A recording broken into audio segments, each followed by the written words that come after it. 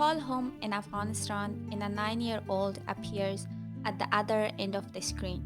She opens her arms and entraps you before you can finish your hello. I miss you to the size of my arms and the entire world.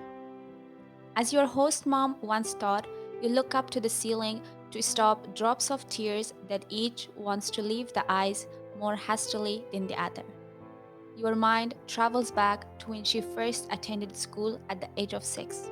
There are no memories. You can't remember what she wore on her first day of school, if she was excited or nervous, and if she was afraid when she first held a pencil and traced the very first letters in the alphabet. You do not remember them not because you have a short memory, but because you have been away from home for the past 6 years. You wonder how being 7,410 miles away has prevented you from seeing the aging process of your beloved ones. The last time the plane landed in Kabul International Terminal, you asked yourself, would I see mom with short black hair? Would she still tirelessly do chores and cook dishes of Kabuli, eggplant stew, and spinach stews? Would dad be as charismatic and as young when I left home a year ago? Would grandparents still carry on hours of conversation about their past? Would I still be able to take advantage of younger siblings to complete my chores?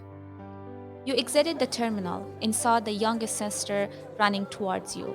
Although 6 years ago she could barely pronounce your name, then she welcomed you with a piece of poetry. Looking outside the taxi window, you saw more tall buildings, paved roads, bus stops, inner city walls painted with poetry and images, cafes and inner city Uber. At home, you saw mom's face had wrinkles. She had gray hairs, and for every hour she worked, she needed a 30 minutes break. Her back hurt. Dad, too, had many strings of gray hair, and he barely objected to your decisions. Instead, he tried to listen and gaze for long moments into your eyes. Your grandfather needed help to stand, and his hands vibrated tirelessly. You could hardly critique your parents because you knew they were in a stage to be loved and admired, not challenged for ideologies that have been carried for the past 50 or 40 years of their lives. Your relatives had aged, your city had aged.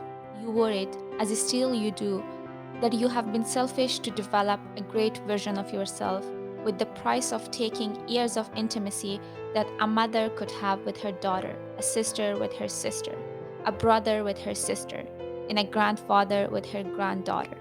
Every time you go back, you question if your decision was worthy or if your mission is big enough to pay off years of solitude and separation.